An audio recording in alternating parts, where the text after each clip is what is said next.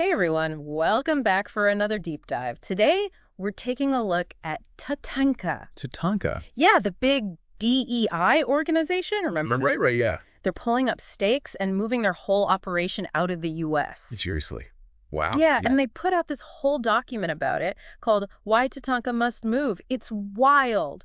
Articles, press releases, the whole 9 yards. Sounds like they're making a statement. That's what we're going to try and figure out today. Why are they leaving? What does it say about the state of DEI here in America? You know, the big questions. That heartfelt but logical thing in the title is really getting to me, you know? Yeah, it's like they're heartbroken about it, but they feel they have no choice, right? Exactly, like they're being forced out. So let's start with the basics. Remind us what TATANKA actually does. Well, they're all about promoting diversity and inclusion, right? Making sure everyone has a seat at the table, pushing for policy changes, running programs, advocating for marginalized communities, that sort of thing. And now they're saying, see you later to all that. What's pushing them to this drastic step? Well, they point the finger directly at the 𝗧𝗓𝗪 administration and the policies coming out of it. Interesting. A lot of folks saw that administration as a big shakeup. Yeah, and TATANKA specifically calls out DOGE, you know, the Department of Government Efficiency. Right, DOGE. That was a controversial one for sure. But how does that tie into TATANKA's decision? They see DOGE's actions as a direct assault on everything they stand for. You mean even though DOGE is all about efficiency and streamlining government? Exactly. TATANKA claims it's all just a cover for attacking diversity and inclusion. Okay, I'm intrigued. Tell me more. Well, take the budget cuts, for example. DOGE slashed trillions of dollars from the federal budget. Trillions. That's got to be causing some serious chaos. It's more than chaos. Entire departments are gone. Education, the Consumer Financial Protection Bureau, just poof, vanished. So it's not just about saving money, it's a total restructuring of what the government even does. You got it. And then there are the workforce reductions. They want to massively shrink the federal workforce. You know, some people would say less bureaucracy, that's good. But why is TATANKA seeing this as a threat to DEI? Because these actions disproportionately impact marginalized communities. Think about it. When you cut education funding, who suffers most? Students from disadvantaged backgrounds. When you dismantle consumer protection, who's left vulnerable? Often, it's the people already facing systemic barriers. It's like kicking people when they're down. So it's less about efficiency and more about who ends up footing the bill. Exactly. And it doesn't stop there. They're also talking about ending remote work for federal employees. Ah, bummer. No more working in your pajamas. But seriously, why is that a DEI issue? Well, remote work has opened up so many opportunities for people who struggle with traditional office settings. You know, women with childcare responsibilities, people with disabilities, folks in rural areas. It's all about flexibility and access. Taking that away could actually make the federal workforce less diverse, not more. Right. And then there's the whole thing about potentially bringing back Schedule F. Schedule F. Now that one I'm not familiar with. Fill me in. Schedule F basically makes it super easy to fire federal workers. Yeah. Like almost no explanation needed. Whoa, talk about job insecurity. Right. And TATANKA sees that as a huge red flag. I can see why. Imagine working in a place where you could be fired just for speaking your mind or rocking the boat a little. Exactly. It creates this atmosphere of fear and silence, which is the opposite of what you need for diversity and inclusion to flourish. It basically sends the message that if you want to keep your job, you better keep your head down and go along with whatever's happening. It sounds like TATANKA is saying, look, it's not just these individual policies, it's the whole vibe they create. You hit the nail on the head. They see this as a hostile environment where their mission is simply impossible to achieve. It's like they're saying, we can't fight for diversity when the system itself is working against it. Pretty much. So they're drawing a line in the sand, and they're out. Which leads us to the big question. Where are they going? Now that's where things get really interesting. The document drops a few hints, but the final destination is still a mystery. A good old-fashioned cliffhanger. But before we get to that, I think it's worth asking, what does all of this tell us about the state of DEI here in the U.S.? Why should our listeners care about this? I think TATANKA's decision is like a canary in a coal mine. It's a warning sign that this fight for diversity and inclusion is facing some serious headwinds. And why should we care? Because DEI isn't just some abstract concept. It's about creating a society where everyone has the opportunity to thrive, regardless of their background. It's about making sure everyone feels seen, heard, and valued. It's about building a world that reflects the incredible richness and diversity of humanity, not just a select few. Absolutely. And 𝗧𝗧𝗏's struggle to find a place for their work in the current U.S. landscape raises some serious questions about the direction we're headed as a nation. So they're leaving the U.S., but the question is, where are they going? And what clues does their document offer about their destination? That's what we'll uncover in the next part of our deep dive. And that's where 𝗧𝗧𝗏's document kind of takes a surprising turn. They bring in this whole story about Zéphryna Rivière, a Mauritian woman whose journey mirrors their own in a lot of ways. Okay, so we're shifting gears a bit, from the big picture of TATANKA to a more personal story. Yeah, exactly. And Zéphryna's background is really interesting. She worked in the U.S. for years, super involved in global diversity initiatives. So she's not just like an armchair activist. She's been in the trenches fighting for inclusion on a global level. Totally. And the document makes it clear that leaving the U.S. was a really tough decision for her. Like, it was born out of this deep sense of disillusionment, almost like the America she believed in was vanishing. Like that whole idea of America as a melting pot, a land of opportunity, is fading for some people. Like the door is closing instead of opening wider. Yeah, that's a great way to put it. But what I find inspiring about Zéphryna is that she didn't just give up. She took her passion for diversity back to her roots, to the island nation of Mauritius. Mauritius. I've heard it's a stunning place. Beautiful beaches, lush landscapes. But what makes it relevant to TATANKA's story? Well, for one thing, it's where Zéphryna set up this organization called Tapestry Horizons. Even the name itself kind of suggests this weaving together of different cultures and experiences. I love that imagery. So it's not just a geographical shift for Zéphryna, it's a shift in her whole approach to DEI. Exactly. Tapestry Horizons is all about fostering human connection and cultural exchange as a way to bridge differences. They bring together artists, educators, activists, all sorts of people from all over the world to share their stories and perspectives. So it's like a different path to DEI, right? Yeah. Not so much about policies and top-down approaches, but more about grassroots connections and shared experiences. That's a great way to think about it. And what's fascinating is that TATANKA seems to be suggesting that Mauritius itself could be a model for a more inclusive society. They highlight the way different cultures, languages, religions all coexist, even thrive together on this island. It reminds me of those places you travel to where you see people from all walks of life just living and working side by side. It makes you wonder, why can't it be like that everywhere? It really challenges our assumptions, right? And maybe that's what TATANKA is trying to do. They're looking for a place where diversity isn't just some box to check, but it's woven into the very fabric of everyday life. Okay, so Mauritius is definitely on the map, both literally and figuratively, but the document also hints at another possibility, right? Something even more out there. You're catching on to those clues. That's good.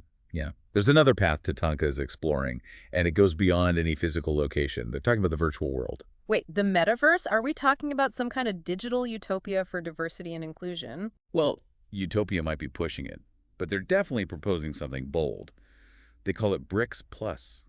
BRICS plus I'm not familiar with that one. Break it down for me. It builds on the existing BRICS economic bloc, Brazil, Russia, India, China, South Africa, but with a twist. So they're taking something that already exists and adding their own spin to it? Yeah. What's the plus all about? The plus is where things get really interesting. It represents this idea of a global network of indigenous communities, all connected in a virtual space.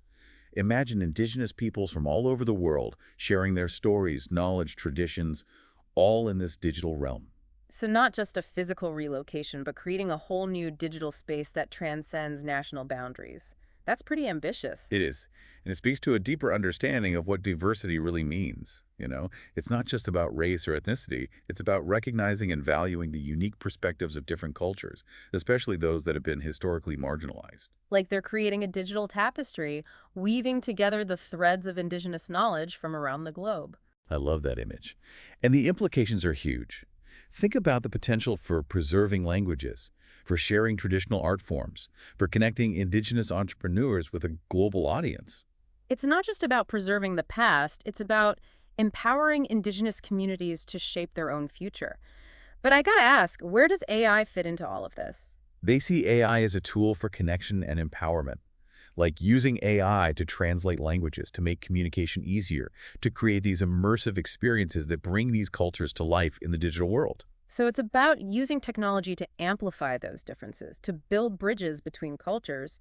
But isn't there a risk that it could all feel a bit artificial, like lacking that human touch. That's a valid concern, and I think Wow. TATANKA recognizes that. They emphasize that this virtual space should complement real-world relationships and interactions, not replace them. Finding that balance between the digital and the physical, using technology to enhance, not replace, the human element. Exactly. And what I find so intriguing about this BRICS Plus concept is that it really challenges how we think about community. It suggests that maybe the future of diversity isn't about finding one perfect location, but about creating a network of interconnected spaces, both virtual and physical, where all these different cultures can come together and flourish. That's a powerful idea. But let's bring it back down to earth for a second. We've talked about these big visions, but what about the everyday reality of actually building a more inclusive world? What does that look like on the ground? Well, I think Safrina's story offers a really insightful and practical answer to that. The document describes her meeting this elderly fruit vendor in the bustling markets of Port Louis, the capital of Mauritius. And this guy, with all the wisdom of a life lived in a multicultural society, says something really profound. Okay, I'm hooked. What wisdom did this fruit vendor share? He said, "We Mauritians have always survived by weaving our differences together like a Sega rhythm. Maybe what the world needs isn't just policies, but the rhythm of something deeper understanding." The rhythm of something deeper understanding. Man, that's beautiful. It's like he's saying inclusivity isn't just a set of rules, it's a way of being, a way of moving through the world in sync with each other. It really gets to the heart of it, doesn't it? And it brings us back to TATANKA's search for a new home. Maybe it's not just about finding the perfect place, whether it's a physical location or a digital space. Yeah. Maybe it's about finding that rhythm, that shared understanding that allows differences to coexist and create something beautiful. So it's not just about where they go, but how they go, right? How they Yeah. approach this challenge of building a more inclusive world. Exactly. And I think that's something we can all learn from no matter where we are or what we do. It raises this crucial question. How do we find that rhythm, not just in big speeches or policy documents, but in our everyday lives, in how we treat each other, in the stories we tell? That's something we'll explore in the final part of our deep dive. You know, it's like TATANKA is searching for more than just a new office, right? Yeah, definitely. It's like they want a place that truly lives and breathes their values, a place where that Sega rhythm, that understanding we talked about, is already in full swing. It highlights this really crucial point, I think. This fight for diversity and inclusion, it's not limited to just one country or one continent. It's a global movement. We're all connected in ways we're only starting to understand. It's like those threads in a tapestry, right? Oh, I like that. They crisscross borders, they weave together these experiences, these struggles, and they might seem separate at first, but they're all intertwined. Exactly. And that's what's made this deep dive so fascinating. We've had to think outside the box, go beyond the usual talk about policies and institutions to really grasp how complex DEI is in the world today. We started out trying to solve this mystery, right? Why is TATANKA leaving the U.S.? And we've ended up exploring these bigger questions about what it actually takes to build a truly inclusive society, not just in the real world, but in the digital one, too. It's made me realize that progress doesn't always have to be these big, sweeping changes or grand announcements. Sometimes it's about those quieter acts of resistance, creating those alternative spaces, nurturing that Sega rhythm in our own communities. And that brings us back to that metaphor, weaving our differences together like a musical rhythm. Makes you think, what's the Sega rhythm in my own life? How am I finding harmony in the midst of all the differences we see every single day? Now, that is a question worth thinking about. It's so easy to get caught up in the big picture, the global movements, the political debates. But at the end of the day, change begins with us, with how we interact with our neighbors, our coworkers, with everyone we encounter in our daily lives. So it's about finding that rhythm right here in our communities, in our own spheres of influence, recognizing that every little step, no matter how small, it all adds up to something bigger. It all contributes to this movement toward a more inclusive world. I think that's exactly it. And maybe, just maybe, if enough of us find that rhythm, we can create a real symphony of change, something that resonates across borders, across cultures, across all of society. So as we wrap up this deep dive, I want to leave our listeners with one final thought, a question to ponder. Love it. Go for it. What's one small step you can take today to find your own Sega rhythm, to weave your own thread into that tapestry of diversity and inclusion? It could be a conversation with someone from a different background, an act of kindness towards someone who's feeling marginalized. Or even just taking a moment to reflect on your own biases, Every action, every interaction, it all has the potential to create ripples of change. And the more we embrace that responsibility, the closer we get to that world where everyone feels seen, heard, and valued. So keep exploring, keep questioning, and most importantly, keep the conversation going. Until next time, fellow deep divers.